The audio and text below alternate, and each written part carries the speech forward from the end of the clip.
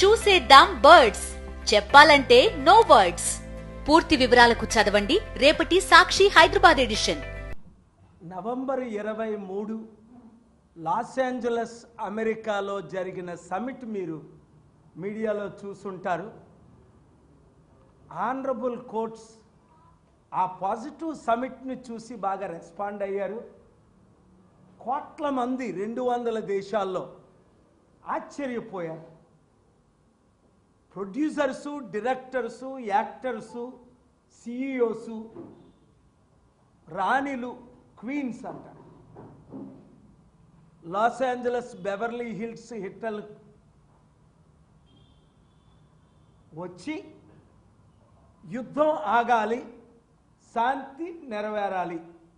యుద్ధాల వల్ల ప్రతి దేశానికి, ప్రతి రాష్ట్రానికి, ప్రతి ఒక్కరికి నష్టం ఉంది అని ఐక్యంగా అందరూ కలవడం చాలా ఆనందం. నిన్ననే అమెరికా నుండి వచ్చి ఢిల్లీ సుప్రీంకోర్టులో ఎలక్షన్ ఎలాగ జరపాలి 7 సలహాలు ఇచ్చినా వారు ఎందుకు పాటించట్లేదు? 180 దేశాల్లో ఒక్కరు కూడా ఈవీఎంలు వాడనప్పుడు మనం ఎందుకు ఈవీఎంలు వాడాలి? 197 దేశాల్లో ఒక్క డిక్టేటర్స్ తప్ప డెమోక్రసీలు ఒక్కరు కూడా ఈవీఎంలు వాడటం లేదు. టెక్ ఎక్స్పర్ట్ ఇలాన్ మస్క్ చెప్పినట్లే ఈవీఎంలు ట్యాంపర్ అవుతున్నాయి, రిప్లేస్ అయిపోతున్నాయి. తద్వారా రిజల్ట్స్ బాగా రావట్లేదని అప్పుడు చంద్రబాబు నాయుడు గారు అన్నారు, ఇప్పుడు జగన్మోహన్ రెడ్డి గారు అన్నారు అని అంటే నా ఆర్గ్యుమెంట్స్ విన్న తర్వాత సుదీర్ఘంగా దాని మీద స్పందించారు. కానీ నేను రుజువులు చేశాను. ఓడిపోయినందున వారు అన్నారా?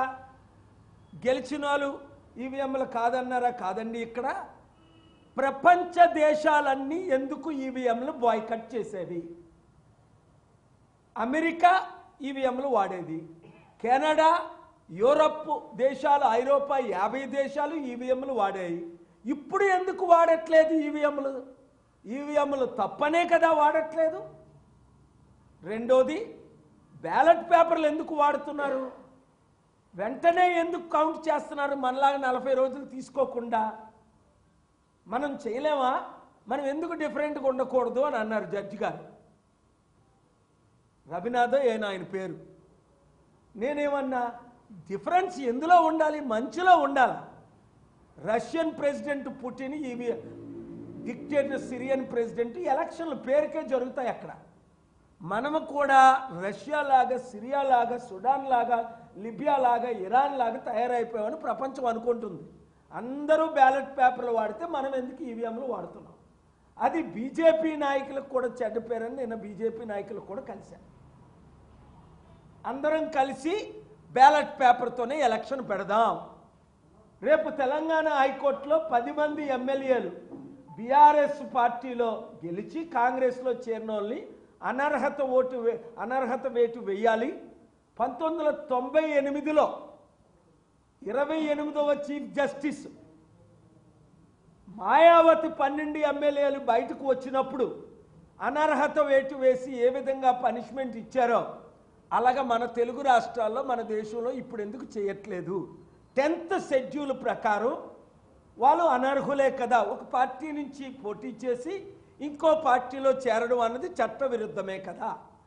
అలాగే 9,000 కోట్లు దోపిడీ 9,000 కోట్లు ఎలక్షన్ కమిషన్ సీజ్ చేసింది అన్నారు.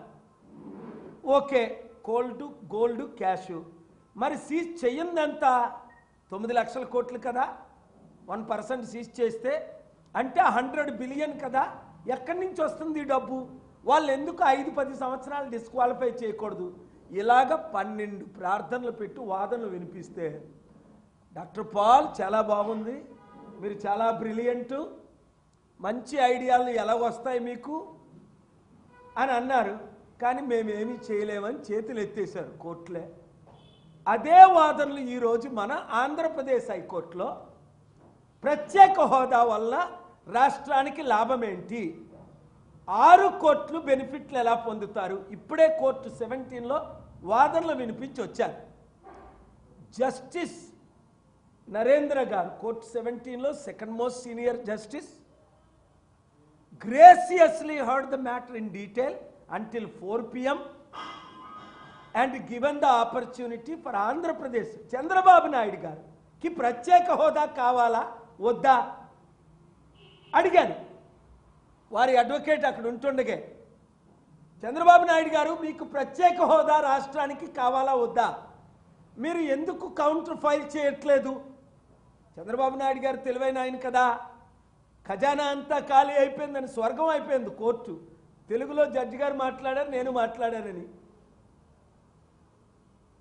మరి ఖజానాలో డబ్బులు లేవన్నప్పుడు ప్రత్యేక హోదా ద్వారా కదా డబ్బులు వస్తాయి, ప్రత్యేక హోదా ద్వారా కదా కంపెనీలు వస్తాయి, ప్రత్యేక హోదా ద్వారా కదా లక్షల మంది కోట్ల మందికి ఉద్యోగాలు వస్తాయి. ప్రత్యేక హోదా అంటే అర్థం ఏంటి? కొత్తగా వచ్చిన కంపెనీలు గవర్నమెంట్కి ట్యాక్స్ పన్ను కట్టవసరం లేదని ఇప్పుడు 198 కంపెనీలు రావడానికి సిద్ధంగా ఉన్నారని పెడితే అది ప్రొడ్యూస్ చేయమన్నారు డిసెంబర్ 11వ తారీఖు. ఈ లోపుని బీజేపీ గవర్నమెంటు, పవన్ కళ్యాణ్, చంద్రబాబు నాయుడు ప్రత్యేక హోదా ఇస్తారా ఇవ్వరా, చంద్రబాబు నాయుడు గారికి ప్రత్యేక హోదా కావాలా వద్దా, దీని మీద హైలైట్స్ అడిగారు. అప్పుడు వరకు ప్రత్యేక హోదా కావాలని జగన్మోహన్ రెడ్డి ఫైట్ చేశాడు, ప్రత్యేక హోదా కావాలని చంద్రబాబు నాయుడు గారు అన్నారు తెస్తామని, అప్పుడు కాంగ్రెస్ వాళ్ళు ఇస్తామన్నారు, బీజేపీ వాళ్ళు ఇస్తామన్నారు, అందరూ దొంగ మాటలే. ఆ చట్ట ప్రకారం ఇవ్వాలని కోర్టు అడిగారు, ఇవ్వాలి. పార్లమెంట్లో బిల్లు పెట్టారా లేదా, పార్లమెంట్లో ప్రామిస్ చేశారా లేదా? Your honour, there is a verbal contract, there is a return contract. Here it is not a political comments made outside the parliament. In the parliament itself, then Congress government and BJP government, one promised 5 years, one promised 10 years. And why they are backing off? Because they are breaking the constitution. Ninna constitution day ayundi. Constitution మనం ఎందుకు నెరవేర్చట్లేదు? Elections ఎలాగ నడపాలి అన్నది అంబేద్కర్ గారు కాన్స్టిట్యూషన్లో ఉంది. 10th schedule ఏంటి? Constitution. Article 14, 19, 21 ఏంటి? కాన్స్టిట్యూషన్. ఆర్టికల్ 25, 26 రిలీజియస్, తిరుపతి దేవస్థానం, తిరుపతి పూజారులు ఎందుకు నడుపుకోకూడదు? చర్చిలు పాస్టర్లు నడిపినట్టు, ములానాలు మార్స్కలు నడిపినట్లు, ఇవన్నీ కాన్స్టిట్యూషన్లో ఉన్నాయి. మనం పాటిస్తున్నామా అంటే క్వశ్చన్ మార్క్. నేనేమంటాను? పాటించట్లేదు. నా దగ్గర రుజువులు ఉన్నాయి. అయితే ఆనరబుల్ హైకోర్ట్ ఆఫ్ ఆంధ్రప్రదేశ్ ఈరోజు నెంబర్ 1 నా ఎలక్షన్ పిటిషన్లో 11 గంటలకి టైం ఇచ్చారు. ఆర్గ్యుమెంట్స్ విన్నాను. మరలా జనవరి 8కి డేట్ వేశారు. ఎందుకంటే నేను మళ్ళీ డిసెంబర్ 23 నుంచి జనవరి 3 వరకు విదేశాల్లో ఉంటాను కనుక అప్పుడు వరకు ఇక్కడే ఉంటున్నాను. ఎక్కడ ఇప్పుడు అమెరికా వెళ్ళాను, 1 వీక్లో వచ్చేసాను. రాత్రి పగలు తెలుగు రాష్ట్రాలు దేశంలోనే ఉంటున్నాను. రైతుల కొరకు ఫైట్ చేసాం, గెలిచాం. ఈరోజు మరలా స్టీల్ ప్లాంట్ సీక్రెట్గా అమ్మేద్దామని ఎంత కుట్ర చేశారు నన్ను. నేను పార్టీ ఇన్ పర్సన్కి చెప్పకుండా నేను కోర్టు 2లో ఉన్నాను. కోర్టు 1లో సీజే ముందు ఆర్గ్యుమెంట్స్ జరిగాయి. అక్కడ లాయర్స్ వచ్చి సార్ మీ మ్యాటర్ వచ్చిందంటే, అరే నాకు ఇన్ఫర్మేషనే లేదే. ఎంత దొంగలు ఈ గజ దొంగలు. నేను వెంటనే వెళ్ళి ఆర్గ్యుమెంట్స్ని ఆపి అడిగాను, honourable CJ please spare me few minutes. Yes wait అన్న టైం ఇచ్చాను. How can the government of India or steel plant sell our property? Operation success, patient dead, your honour. All arguments వింటున్నారు. ఎవరు? గవర్నమెంట్ అమ్ముతానన్నది, steel plant అమ్ముతానన్నది. అమ్మడానికి వాడేవాడు, కొనడానికి వీడేవాడు. రాష్ట్ర గవర్నమెంట్ చంద్రబాబు నాయుడు గారు ఎందుకు ఆపట్లేదు స్టీల్ ప్లాంట్ని అమ్మకుండా? ఏమి డీల్ అయింది వీళ్ళతోని, కొనుక్కున్నోళ్ళతోని, అమ్మినోళ్ళతోని? ఎన్ని వందలు, ఇది 8 లక్షల కోట్ల ఆస్తి కదా.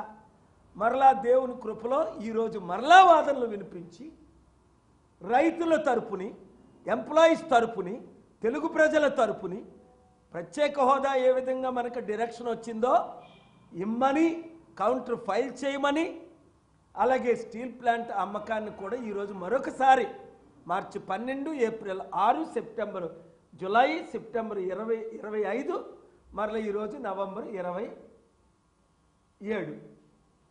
సో మీడియా మిత్రులారా, 1 గంటకు వస్తానన్నా 4:30కు వచ్చినా మీరు వెయిట్ చేసినందుకు నా హృదయపూర్వక వందనాలు. ఎందుకంటే కొంతమంది వెళ్ళిపోయినా మీరు ఈ వీడియోని షేర్ చేయండి. రండి, రాష్ట్రాన్ని కాపాడుకుందాం, దేశాన్ని కాపాడుకుందాం, అభివృద్ధి చేసుకుందాం, ఆత్మహత్యలు చేసుకోకండి. మంచి రోజులు వచ్చాయి. నేను మీతో ఉన్నాను, మీరు నాతో ఉన్నారు. Thank you very much.